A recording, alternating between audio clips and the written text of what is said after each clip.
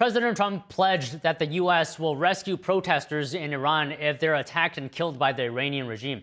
Joining us to discuss is Brian Lieb, foreign policy analyst and CEO of Henry Public Relations. Good afternoon and Happy New Year to you, of course. Can I just ask you, because the president said the U.S. was locked and loaded and ready to go and will come to their rescue. What do you think this could mean? Hey, Don, Happy New Year to you and Happy New Year to the NTD audience. I think it means exactly what we all think it means.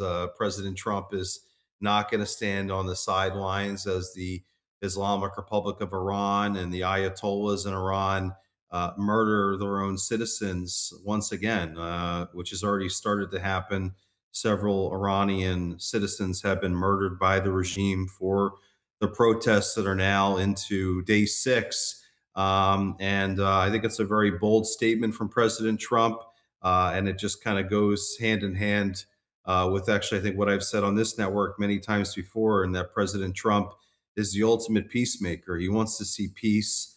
And sometimes we have to step in certain ways for there to be peace. But we'll see what happens. But this seems to have a lot of momentum right now, Don, the protests that are happening inside of Iran. Okay, so Brian, earlier you said peace potentially is a big motivating factor for Trump. What then is his game plan specifically in this instance to achieve that and for the region overall? I think that I don't think a lot of people really probably know what that looks like right now, other than President Trump and some of his closest allies. But if I were to kind of predict the future here a little bit, I would say that maybe it's not the United States that is going to get directly involved in supporting the Iranian people, and perhaps it would be a country like Israel or maybe some other Arab countries that would do something to step in and support the Iranian people, arm the Iranian people. The Israelis in particular, as we saw earlier this year, have the capacity to dominate the skies inside of Iran, as they did during that 12-day mini war. So I think a lot could happen here, but just kind of reading the tea leaves here, I think that the U.S. perhaps would assist in some capacity. I don't think we're putting boots on the ground. We're not going to be putting American soldiers inside of Iran. That's not going to happen. But is it possible that we could be, doing some strategic airstrikes along with Israel to take out IRGC sites? Yeah, I think that's very possible. I think that's something very possible that can happen. And by the way, just a day or two ago, President Trump was asked. I think you might have played it a couple of minutes ago. Played the clip where he was asked, whether or not he was going to let the Islamic Republic of Iran rebuild their nuclear arsenal, whether he was going to allow them to continue to expand their ballistic missile program.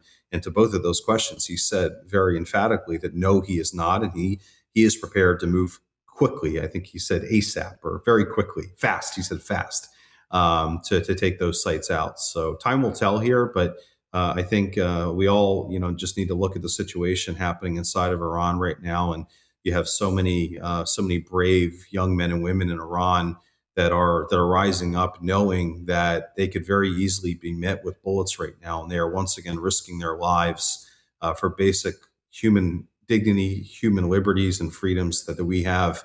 And I think that we should all be supporting them. Okay, well said. I just want to ask you one last thing here. Do you think Trump's pledge sends a message to other authoritarian countries like China, for example, which also has a record of using violence towards protesters, that he's willing to stand up for them?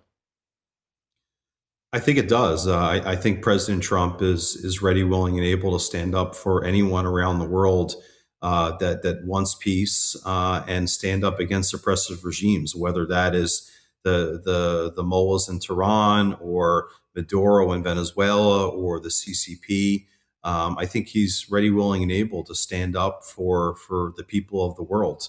And I think that's something very real. I think that's something that he really believes in. And I don't think that he views it as regime change. I think that he views it as standing up for what's right. And we need to be, the United States of America doesn't have to be the world police, but we can certainly send messages that we're going to stand up and support people like the freedom and seeking Iranian people, like the Venezuelans, like the Chinese people that have been oppressed by the CCP as well. And I think that's very important because when we speak, the world listens. So time will tell in terms of how things unfold here, but I think we should all be watching this very closely.